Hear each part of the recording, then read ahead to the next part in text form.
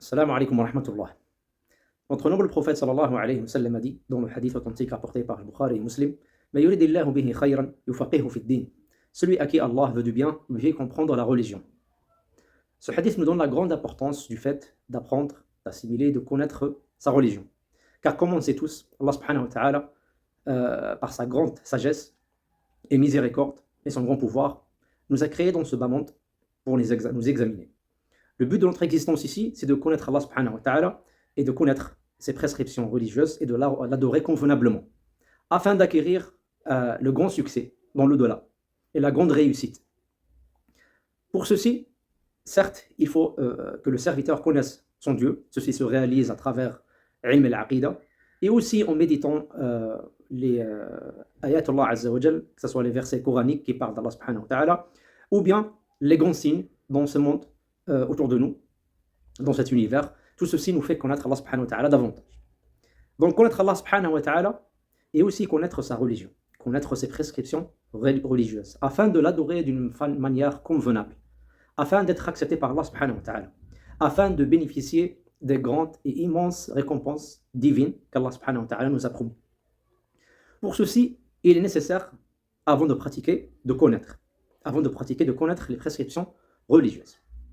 Dans cette série, on essaiera, incha'Allah ta'ala, de faciliter la science de la jurisprudence, ce qu'on appelle ilm al-fiqh, c'est-à-dire comment adorer Allah subhanahu wa ta'ala, connaître les jugements d'Allah Azza wa Jal qui concernent nos actes d'une manière générale. Les jugements d'Allah subhanahu wa ta'ala qui gèrent et qui traitent tous les aspects de la vie comme on le sait. Car la loi d'Allah subhanahu wa ta'ala, sa législation divine, elle est parfaite, complète, et elle est bonne, et elle le sera toujours pour n'importe quel endroit et n'importe quel moment, n'importe quelle époque et n'importe quel pays ou région du monde. Pour ceci, bien sûr, il faut que les gens qui sont qualifiés font leur effort juridique pour extraire, pour comprendre la religion, pour avoir les jugements juridiques d'Allah subhanahu wa ta'ala à l'égard de chaque événement, de chaque chose que les humains pourraient entreprendre dans leur vie. Avant de commencer, je me présente à vous, votre frère Najib Mahraz, licencié en sciences de hadith et docteur en jurisprudence, al-fiqh, et enseignant de diverses sciences religieuses. Donc l'apprentissage de sa religion est quelque chose de très important. Avant de commencer, on a besoin d'entreprendre tout d'abord certaines introductions en rapport avec cette science qui est très bénéfique et très importante, et en rapport avec la méthodologie pour étudier la science de jurisprudence, et pour comprendre un petit peu l'histoire de cette science et comment elle s'est formée à travers des siècles. À travers les siècles. Alors, donc cette science qui est la jurisprudence, al-ilm al-fiqh, signifie le fait de connaître les jugements juridiques d'Allah concernant les actes des humains à travers les indices. Les indices, on entend par là les dalils, les preuves juridiques, les diverses preuves juridiques. Cette science qui est bénéfique à la base, elle est prise du Coran et de la sunna du prophète sallallahu alayhi wa sallam. Allah subhanahu wa ta'ala, en méditant son livre sacré Al-Qur'an, on trouve qu'il a abordé un grand nombre de thèmes de jurisprudence en citant des jugements juridiques, et aussi dans la sunna du prophète sallallahu alayhi wa sallam, il en est ainsi. Et puis, on a d'autres sources aussi, desquelles on va, les savants qui sont qualifiés, qui possèdent les outils de l'ijtihad, qui possèdent les qualités qui leur permettent de faire leur effort juridique pour extraire les jugements juridiques concernant les diverses questions de la vie d'une manière correcte comme Allah subhanahu wa ta'ala le veut.